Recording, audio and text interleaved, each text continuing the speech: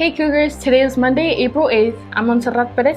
I'm Diego Valadez, and you're watching Cougar News Network. The main cafeteria now open. Find out what changes are made to our school's cafeteria. As one location opens, another closes. See why all Franklin gyms are closed and how it's affecting classes. Franklin athlete in the spotlight? Find out why one of our soccer players is being recognized.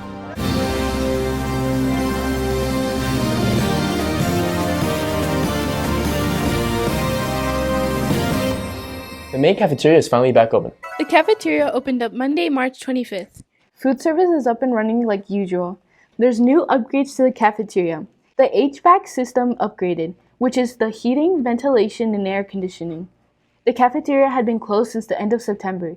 It was originally scheduled to be open by mid-February, but the date was pushed back.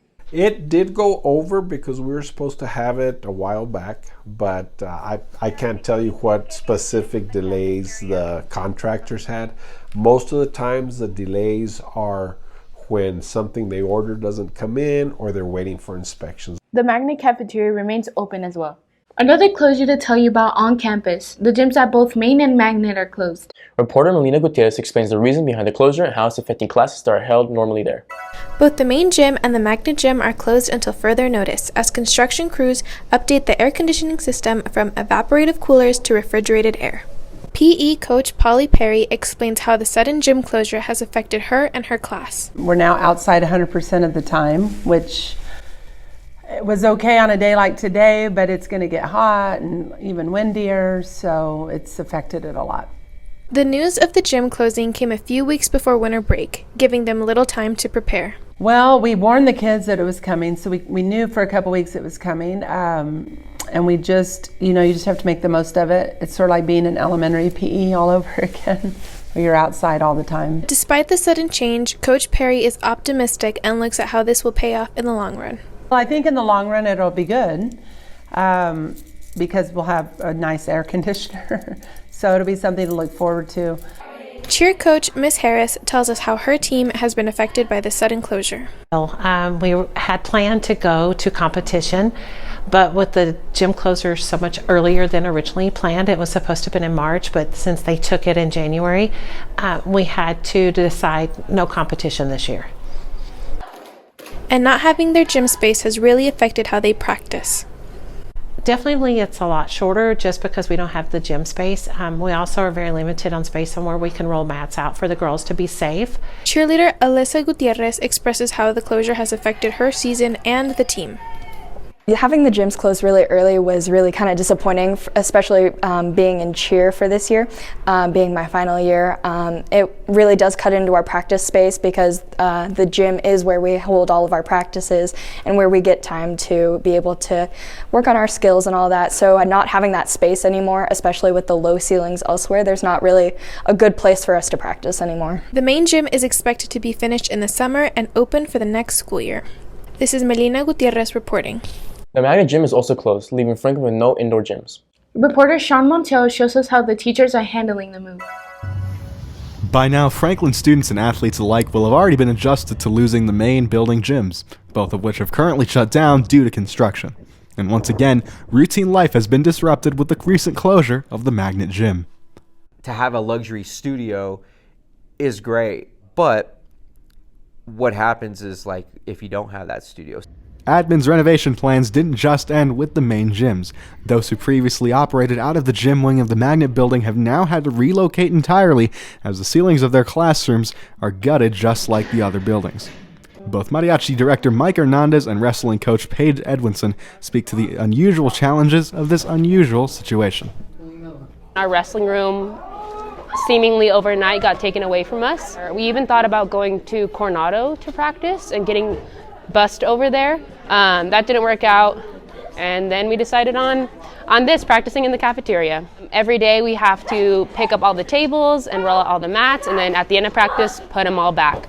It's just a different area, but I will say as wrestlers we're pretty adaptable. So we kind of knew that things were happening and facilities were being updated, but what we didn't know is how vast the construction would be.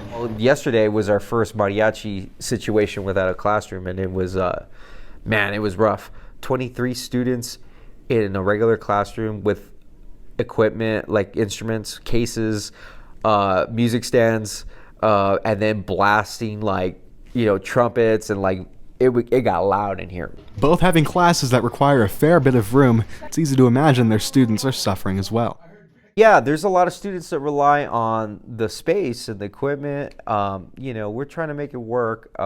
Franklin High School has been known to have a really good recording facility and the space for that, but we don't have that anymore. Like the mats, I had to go get them out of storage and stuff, which was kind of off limits, and I talked to enough people that I got to go get them. I was worried that we weren't going to be able to practice, and that would have greatly affected our program. So we swap, like today's A day, so girls are in the mat room, or mat cafeteria, not mat room anymore, and the boys are weightlifting, and we swap every day. And our weight room as of now is unaffected, but with how things are going, it's probably going to be taken away from us as well. Initially, mariachi music production and wrestling were allowed to keep their rooms in the Magnet building. However, mere weeks later, they've all been evicted. As stated by Mike Hernandez, it is likely they won't be back until next school year. Honestly, they told me it's going to be probably next school year.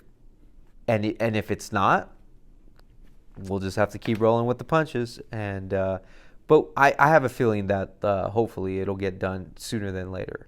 Considering that our cafeteria started in October and is barely getting finished, I think it'll be hopefully by the start of the school year, because we practice all summer too, so I don't know.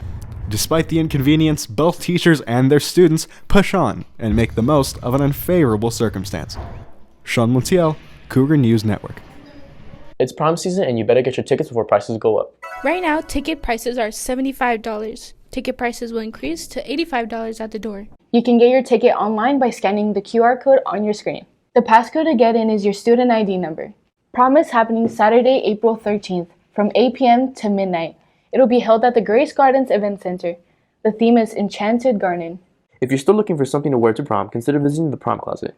You can find the prom closet in room East 164, where you can sift through gently used dresses that have been donated by students. The idea for prom closet came from Miss Harris's senior Avid class. My Avid seniors had to come up with a community service idea that would be beneficial to the school, and one of the girls came up with this idea to have a prom closet for students that can't afford a prom dress, or just need help this year with getting a dress, or decided at the last minute to go and it was too late to find a dress. And so it was a really cool idea, and that's how it came about. The dresses are free of cost. It's first come, first serve. A major sight in the sky will sweep across the U.S. today, a total solar eclipse. The day will turn into night for a few minutes along the path of totality that stretches from Texas to Maine. Here in El Paso, we will not see a total solar eclipse. About 80% of the sun will be covered. According to NASA, the eclipse is expected to pass through El Paso around 11:15 a.m. The sun will be back to normal around 1:45 p.m. Astronomy teacher Mr. April explains how the eclipse works. A solar eclipse happens when the moon completely covers up the sun. And it's a very special thing. It only happens when the moon is close enough, because the orbit of the moon is not perfectly circular. Sometimes it gets further and closer because of its elliptical orbit. But if the moon is close enough, it ends up taking up more space in our sky and it can cover the sun entirely. It's important to remember you cannot look directly at the eclipse. Doing so can cause permanent eye damage. Instead, you need certified solar eclipse glasses that meet international standards for safety. This year's Unidos games have been postponed. Student athletes from Franklin and around the district will not have to wait to compete. The Unidos game is an Olympic-style competition for Special Olympic athletes in the district. It is held every spring. This year's games was scheduled to take place April 1st and 2nd at Burgess High School, but were canceled because of the rainy weather conditions. The district says it's working on rescheduling the game. The game has been held at Franklin in previous years. Every year, Franklin has an Unidos game t-shirt design contest. This is an opportunity for students to get creative and come up with a design for the shirt that will be worn at the Franklin athletes at the game. This year's winning design comes from Mason Brownfield. This is the shirt that will be worn at the Unidos game. You can see the Franklin logo on the front and the Team Franklin on the back. I figured I'll design it kind of like a jersey, just since it's like the Olympic Games for the Special Olympics. And I just wanted to have fun with it, so I added like the paw prints so that they could, look kind of cool. This year, more than 700 athletes are expected to compete. Last year, more than 500 Special Olympic athletes from 55 schools in the district competed in the Unidos Games.